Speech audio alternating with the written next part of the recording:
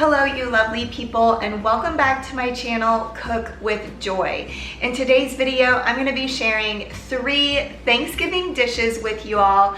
I thought this was a great idea for a video since this is the beginning of November, the beginning of Thanksgiving season, and for today's video all 3 dishes I'm sharing with you are gluten-free and vegan.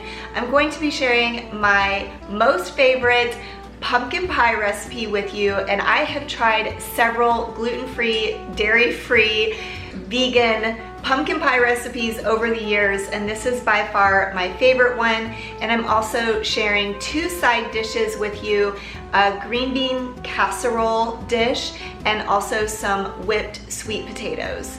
So stay tuned if this sounds interesting to you.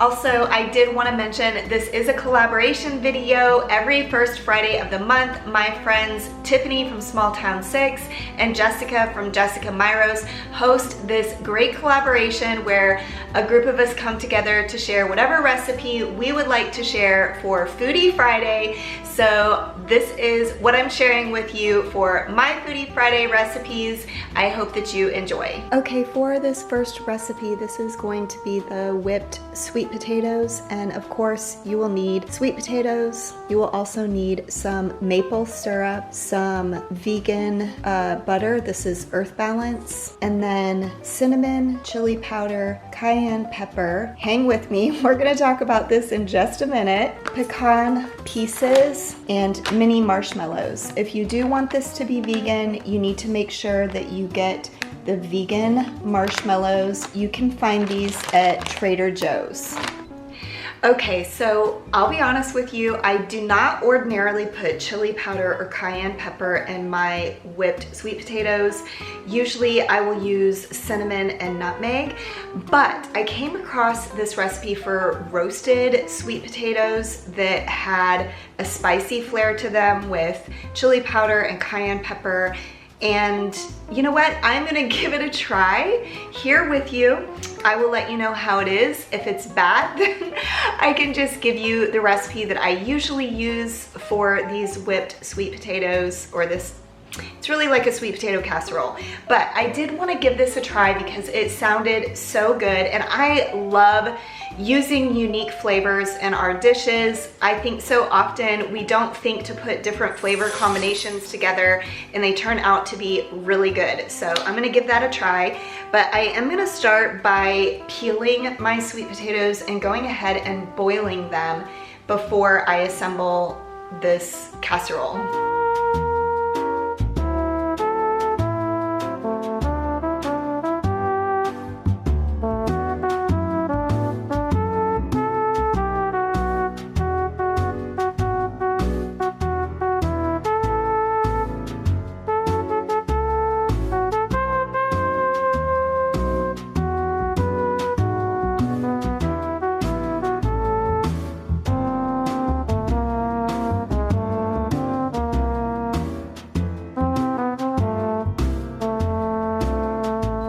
Okay, when the sweet potatoes are soft, then you're going to drain the water out and put the pan back on the heat, turn the heat down, and you're just gonna melt the butter. And once that's melted, I'm gonna add the maple syrup and the spices and just whisk that thoroughly. And then I will go ahead and mash the potatoes into that mixture.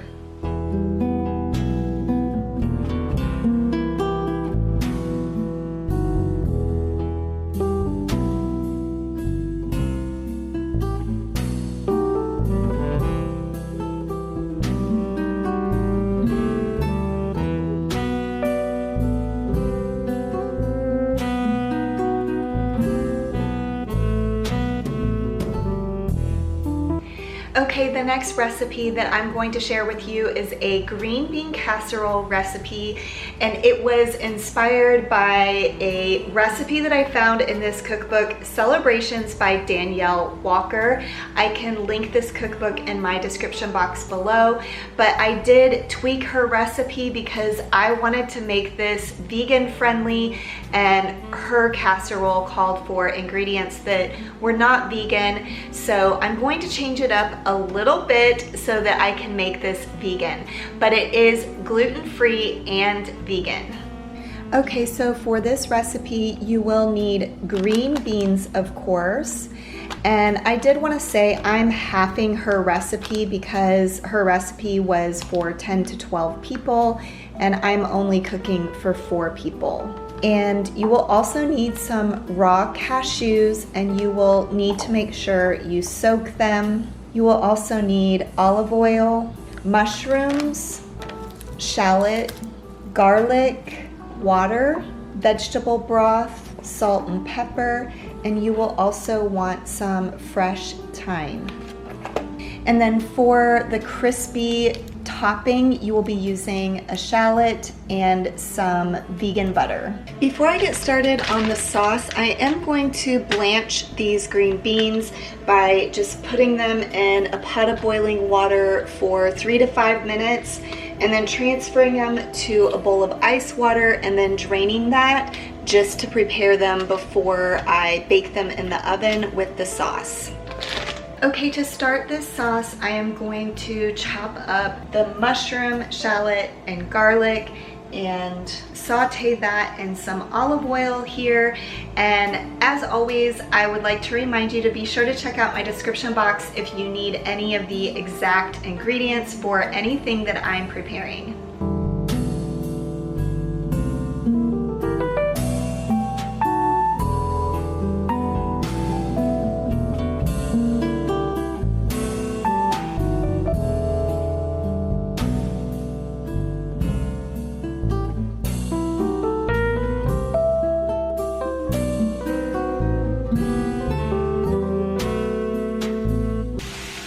Okay, while this mushroom, shallot, garlic mixture is sauteing, I'm going to go ahead and start making the sauce by blending the cashews that have been soaked with the water, and that will be kind of the base of the creamy sauce.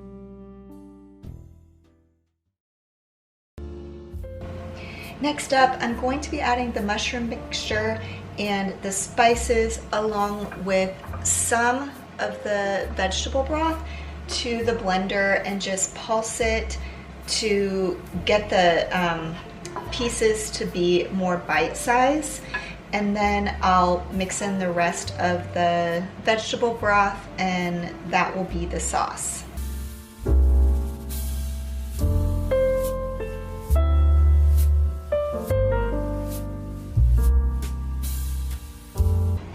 Next up, I'm going to be making these crispy shallot pieces for the topping.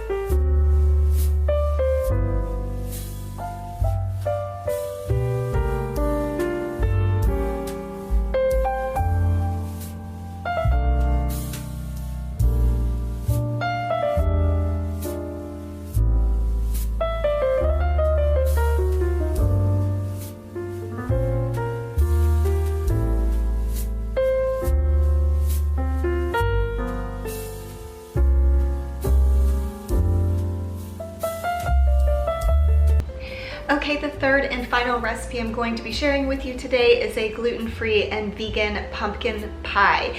I know the last couple of weeks I have shared pie recipes and I used a certain pie crust recipe for those pies, but I'm actually going to show you a little bit different pie crust recipe here. It is another tried and true gluten-free pie crust that I like to use, so I will show you the ingredients for that. Okay, for this pie crust recipe, you will need gluten-free flour mix, xanthan gum, salt, Earth Balance vegan butter, apple cider vinegar, and some water. Okay, for the inside of the pie, you will need, of course, a can of pumpkin, a can of unsweetened coconut milk, cornstarch, sugar, cinnamon, nutmeg, cloves, and ginger. Or if you do have pumpkin pie spice on hand, you could use that instead. I just don't like to keep those blends on hand when I can just make them with the spices that I have. And then also some salt. And this is actually a no-bake pie, so I will be baking the crust before I put the inside of the pie in the crust.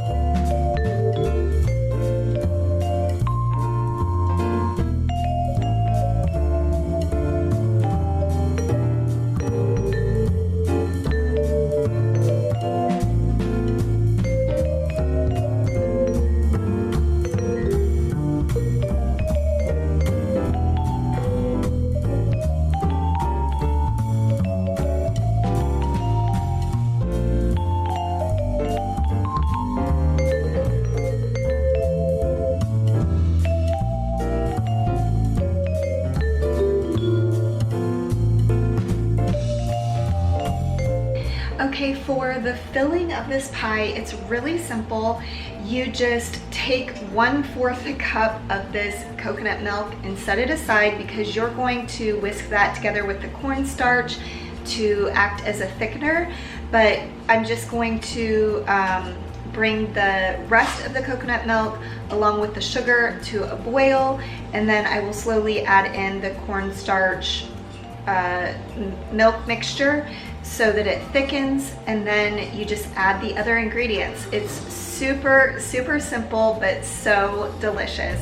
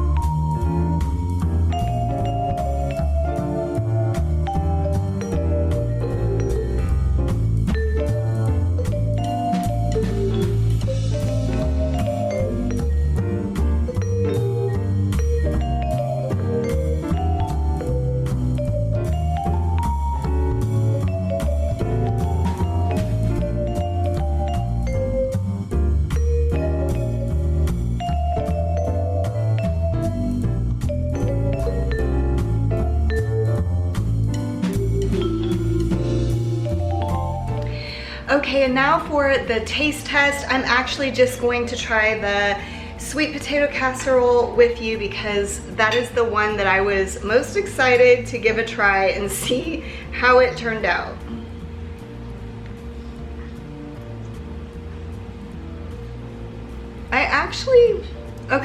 I taste the kick after the fact. At first, I wasn't sure I was gonna even taste the spicy, but I do taste the spicy in the after the fact. So I think I need to give it a few more bites to give my true review, but my first impression is that it's very good. Okay, you lovely people, that is all I have for today's video. I hope you enjoyed learning how to make these 3 Thanksgiving dishes. And as always, if you want the detailed ingredients and how to make each of these dishes, definitely check out my description box below. You can also find the link to the Foodie Friday collaboration down in the description box, along with Tiffany and Jessica's channels if you would like to check out their channels. But thank you so much for watching this video all the way until the end, and I will see you in the next one. Bye.